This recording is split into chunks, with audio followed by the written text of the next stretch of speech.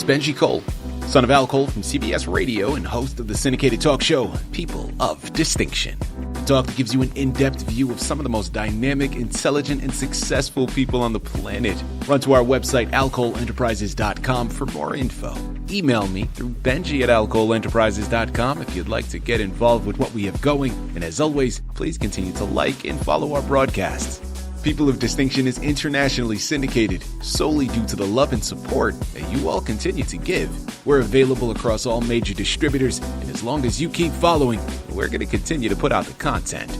Now sit back and strap in, because on the line with us today, we have the impressive Tom Ramos. Now we're going to be discussing Tom's amazing book, From Berkeley to Berlin, How the Rad Lab Helped Avert Nuclear War. It's Amazon, it's Barnes & Noble, it's a lot of other places. Simply type it into a search bar, and man, you're going to be greeted with all of it. But if you want to gather more information, and I'm going to highlight and underscore information because the book isn't available for purchase here, but check out his personal site. That's physicsandhistory.com. Once you head on over there, you are going to be just greeted with so many resources, just filled with a lot of information, and I'm telling you, it is a one-stop shop. Remember, for purchasing, can't get any better than Amazon and Barnes & Noble, but for more information, that's physicsandhistory.com.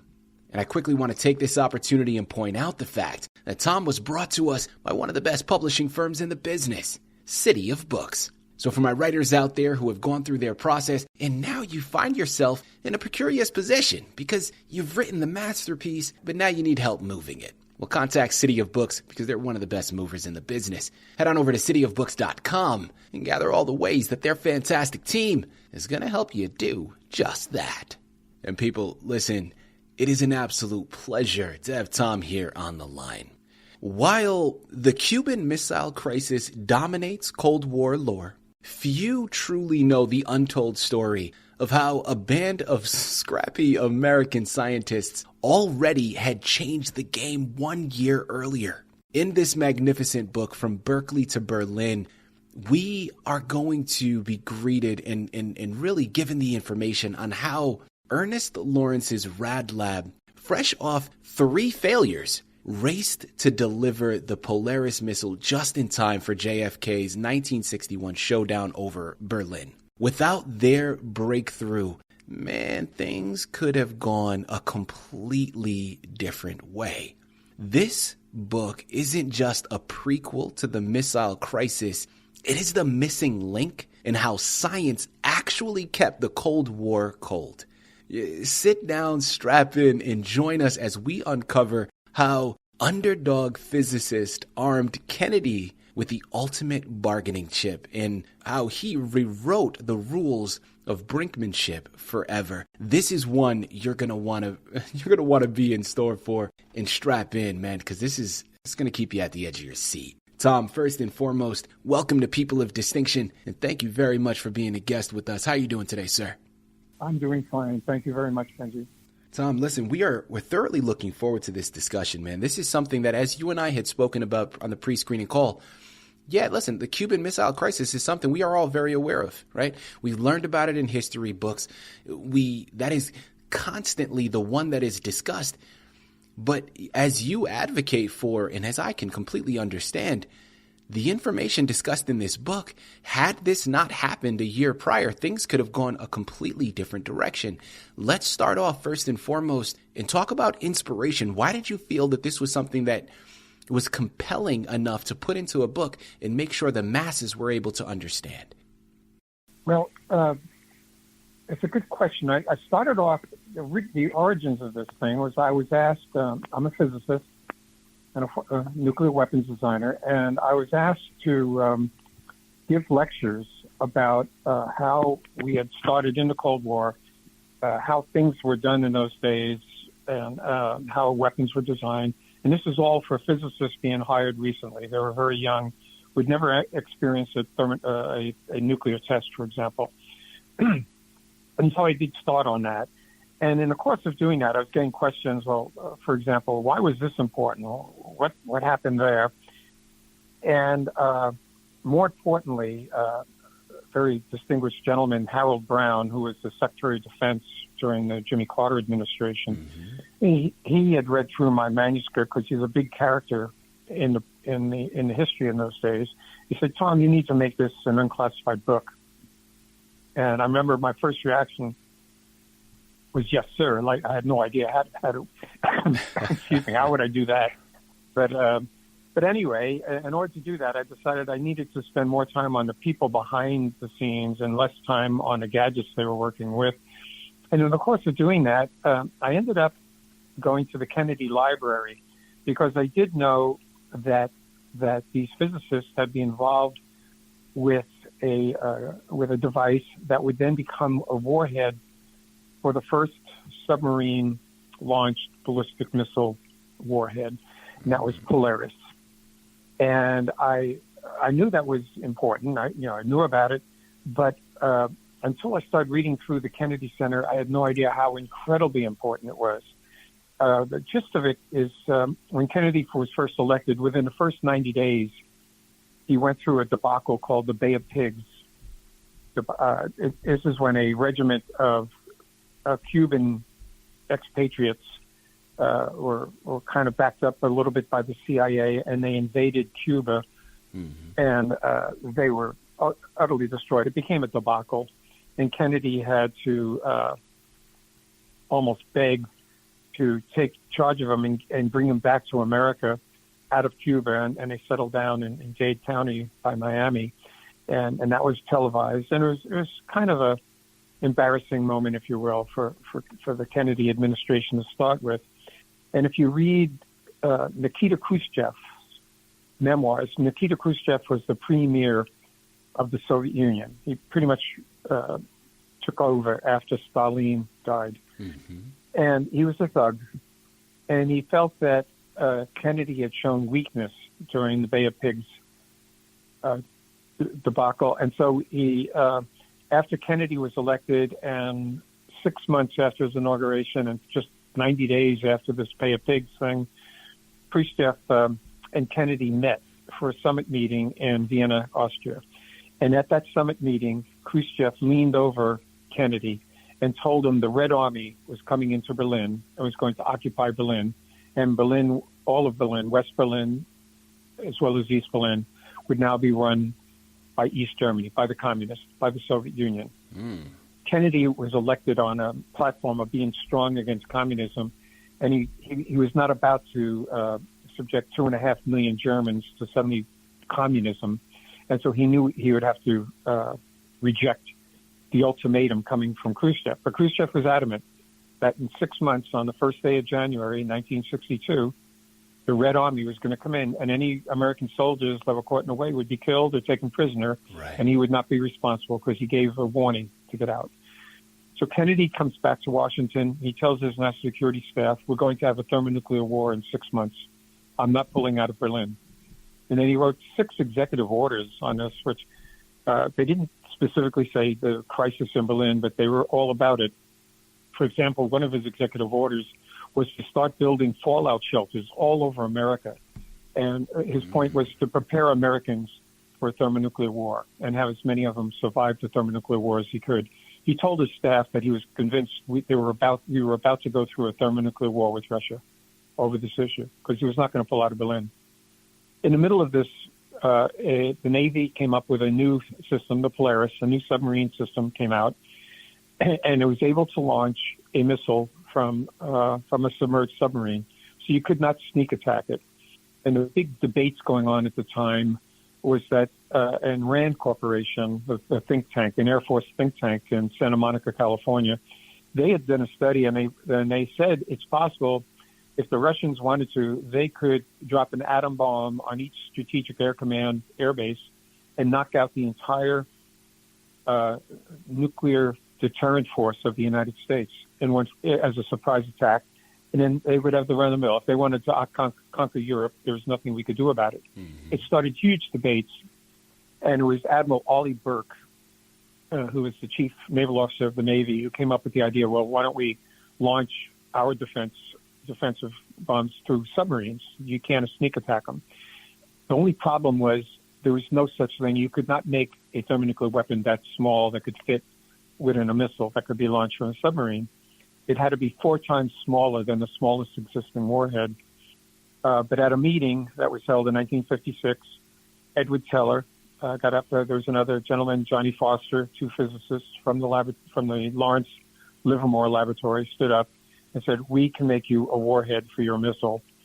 And Burke held him to it. And the laboratory went into a contract with the Navy. And by the first of 1960, first month of 1960, the first Polaris missile was launched, and on it was 16 small warheads from Livermore. The Livermore came through and did as promised. And suddenly, the United States now had a deterrent force that you could not attack, that was invulnerable. And Kennedy realized that for all the bluster that Khrushchev was giving, he could not get away with it without destroying himself. And Kennedy admitted that gave him the backbone to stand up to Khrushchev, which he did. And Khrushchev knew what was happening, and he blinked, and Khrushchev took a step back, and he built the Berlin Wall. This is the reason the Berlin Wall was built, by the way, and it stopped the crisis. And then Kennedy came out to Berkeley to meet with those physicists who had done the impossible, what was considered impossible, and he thanked them personally. And I met with one of the physicists, Mike May, a wonderful man. I said, "Mike, what was it like greeting President Kennedy?" He said, "Tom," he said, "the president came in, this is at the Rad Lab in Berkeley, but he stepped into the lobby, had a broad smile on his face. He stepped across the lobby, came up to me, stuck his hand out, shook my hand, and said, 'Thank you so much.' And he said it was the proudest day of my life." And I realized I needed to write a book. I needed to tell their story, what these young Americans had done to secure peace, for us, to keep us away from a thermonuclear showdown. And the people ought to know about it because they're real heroes, and we don't know about it. So I wrote that book. Tom, thank you very much for all of that. People, again, it's Amazon, it's Barnes & Noble. The book is called From Berkeley to Berlin, How the Rad Lab Helped Avert Nuclear War. And you can hear it just by what he's talking about, man. They did just that. This is something profoundly impressive, but very important, and something that, again, is widely unknown by a lot of the public. You're going to want to also check out his personal site, physicsandhistory.com, to gather more information. This is definitely one that needs to be added to your shelf. Tom, a follow-up question that I want to go into, and a really interesting point. So I want to examine this now from a micro, but also a macro perspective, because when we talk about the 3 failures, the major failures prior to Polaris' success, there is something that I think can be analyzed and viewed from a very specific example to that particular Rad Lab and their experience, but also from a macro perspective of just what we can take from this and really implement from a global perspective. So how did those setbacks actually strengthen the Rad Lab's resolve? And from a macro perspective, what does that teach us about innovation under pressure? Yeah, Benji, really good. A little more background. How my book goes into this. This is how a cow town in Northern California called Livermore ended up being the home to a nuclear weapons laboratory. Some people, how the hell did that happen? In my book, I cover that. And in essence, Oppenheimer, we had this recently, we had this movie, and Hollywood gave it the Academy Award. But it was really true. Oppenheimer was very much against thermonuclear or nuclear weapon research. And he when he left Los Alamos, he told him it was immoral to do research in that. And he was a very prominent figure in Los Alamos. He had a lot of influence on the scientists there. And so there was not a great deal of enthusiasm for this. The Russians detonated an atom bomb in 1949. They had their spies. They directly copied the exact device that we tested on the Trinity device. They had an exact copy, and they detonated their own weapon in 49. And what was not known to the general public, but what was known to the scientists involved, was that during that time, Enrico Fermi, the great Italian Nobel laureate, he worked with Edward Teller, and they had an idea that you could use an atom bomb to start off a thermonuclear blast, which would be much, much larger. It was Fermi who opened up the question, is that possible? Could it be done? And Teller after doing some calculations and with other physicists, came to the conclusion it could, and he called this thing a super. He called this new weapon a super. And when we realized that the Russians had spied and knew everything that was going on in the Manhattan Project at Los Alamos, we also realized that the Russians were well aware that we had plans we had know-how for a super, and the Russians immediately launched their own thermonuclear program long before we had one. They started theirs in 1946. We didn't even test our first weapon until 1952.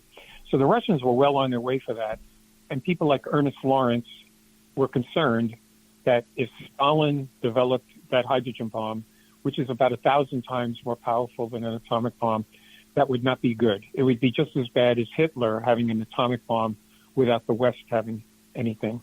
And so it was Lawrence who tried to wake up the government that we had a big crisis coming.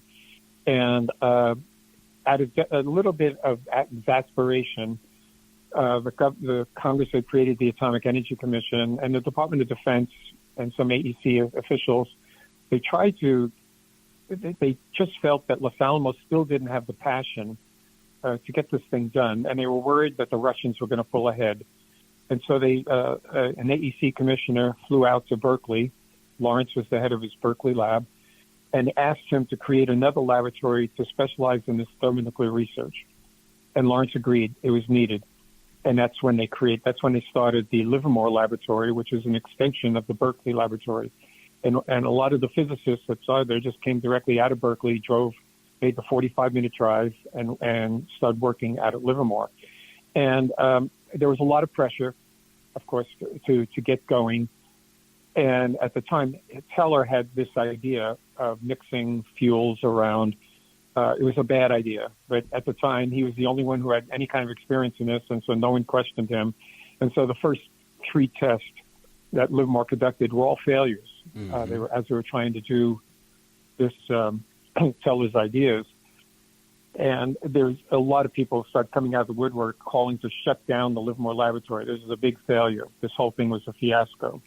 And the pressure was so hard, and also that this occurred at the same time that President Eisenhower, had pulled the clearance of Oppenheimer because of his behavior. Now, in the movie, they have Strauss, the AEC commissioner, the guy behind starting a trial of Oppenheimer. That's not exactly what happened. What happened is a letter was written to J. Edgar Hoover, the head of the FBI, saying that Oppenheimer's wife, his mistress, and his brother were all card-carrying communists. Oppenheimer himself was very friendly with communist activities. He had hired communists to work in the Manhattan Project, and worse, he had lied to Army security personnel about attempts of the Communist Party to get atomic secrets. And for any one of those reasons, he should have had his clearance pulled, but he decided to have this hearing to clear his name. It didn't work. His clearance was pulled anyway. But the stress of having to testify against him by Lawrence and Teller was so great that both of those gentlemen were hospitalized with colitis. They got sick from the stress.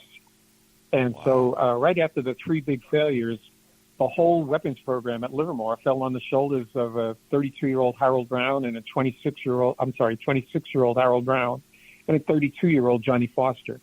And the two of them got together. They wrote a document to the scientists at the lab saying, excuse me, we're abandoning Edward Teller's ideas. We're going to start out on our own. And they did. And they came up with some audacious, innovative designs, highly innovative.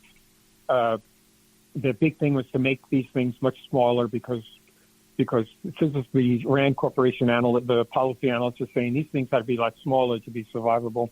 And so they worked on that. And that was it. I spoke with both Harold Brown. I spoke with Johnny Foster. I mentioned Mike May. These are the leaders at the time. I said, how are we able to pull this? And basically, they were young enough that they weren't really all that worried about their careers at the time. And so both Johnny Foster and Harold, on their very first test that they worked on, made incredibly innovative weapons that not only were smaller, but they reacted and worked even better than what was happening before. It was an incredible achievement. And so then they drove on, and as I mentioned earlier, they eventually came up with the Polaris warhead, which was a game changer. changed the whole Cold War. Yeah. But it was a quiet revolution, if you will. But partly it was their leadership. Lawrence was there. And I know Lawrence doesn't get much to do. In the movie Oppenheimer, they show him in one scene, and he kind of looks like a nerd. But Lawrence was truly the leader. I mean, Oppenheimer basically was working for Lawrence back at Berkeley.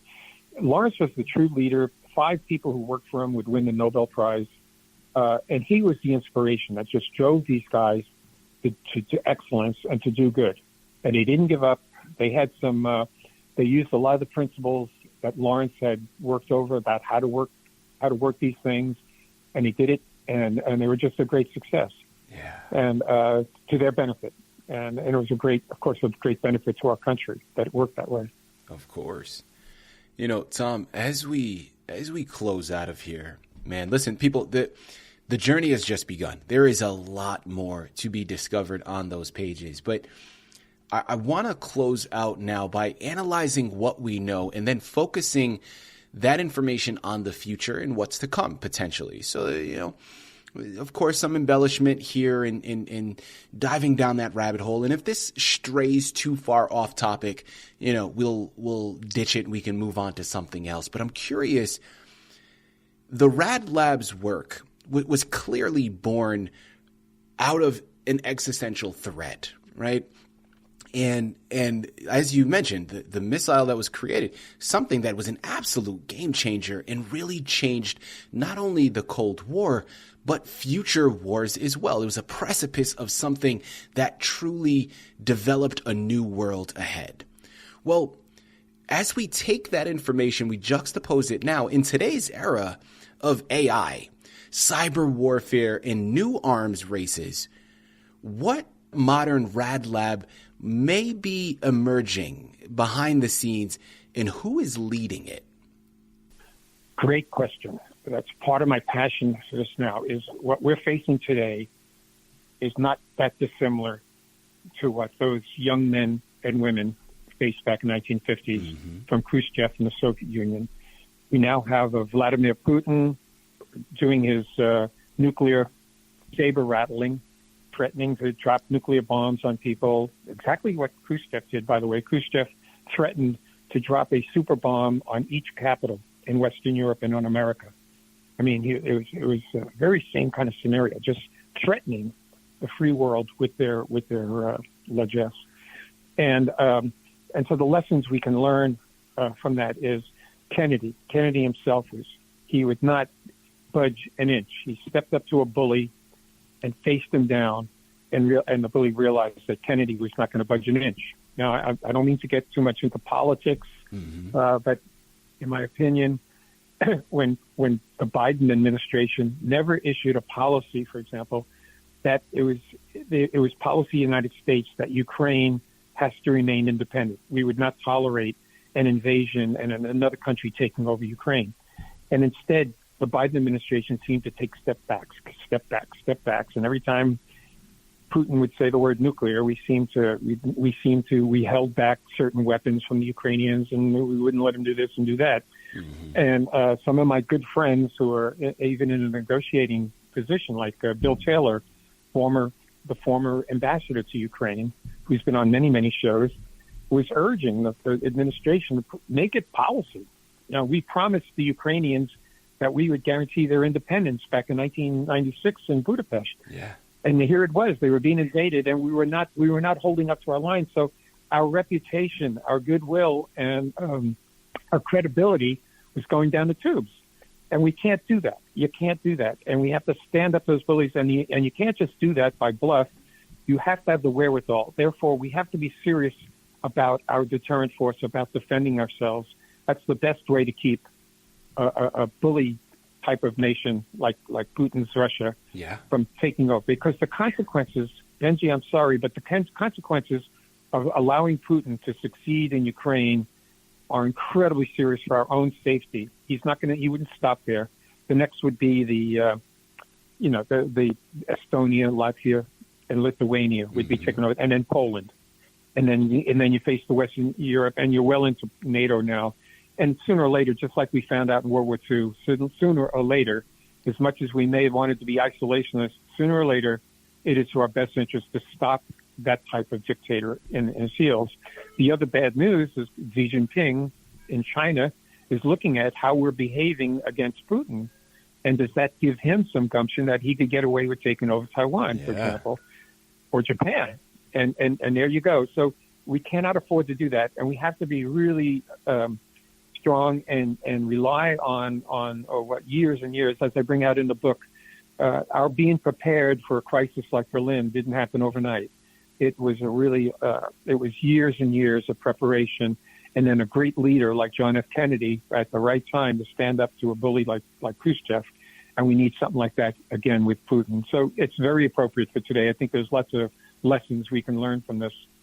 Absolutely. Listen, Tom, you apologized before. No apologies necessary, man, because I'm right there with you. I believe fully in what you're discussing. And listen, man, there are stark contrasts to where we are going. And it reminded me of that old adage, right? Those who fail to, I can't remember the exact words, but those who fail to observe the past or fail to learn from the past are doomed to repeat it. And I saw that, I recognized that instantly as we were researching your book in preparation for the interview. So I knew that was definitely the question that I wanted to close out with. Thank you for keeping it in. Thank you for the wonderful words of wisdom that you've been able to relay. People, again, it's Amazon, it's Barnes & Noble. The book is called From Berkeley to Berlin by Tom Ramos. This is one you need to add to your shelf. Check out his personal site, physicsandhistory.com. There is so much information to be gained. We have barely scratched the surface. You know where you gotta go. The story from Berkeley to Berlin, it rewrites Cold War history, not as a tale of political brinkmanship alone, but as a testament to how unsung scientists churned the tide. And it really is a tale of something that not many people know. I'm just going to throw myself under the bus. Prior to this interview coming across our desk and prior to doing this research, this was not something I had heard of. This was not something my team had heard of, right? We are all told of the Cuban Missile Crisis. And unless you lived through that period, chances are you don't know of it either. And that's why this book, not only to showcase these unsung heroes, to showcase how much of a pivotal role they played, but also, as we mentioned, just by closing out of this interview, the stark contrasts to what we can learn by that circumstance, the journey that they went through, and how we can implement it today and also for the future of this country and of our world. There is so much to be gained here. Head on over and pick up your copies. Tom, this has been a true pleasure and an absolute honor. Thank you once again for being a guest on People of Distinction. Thank you so much, Benji. It was a pleasure.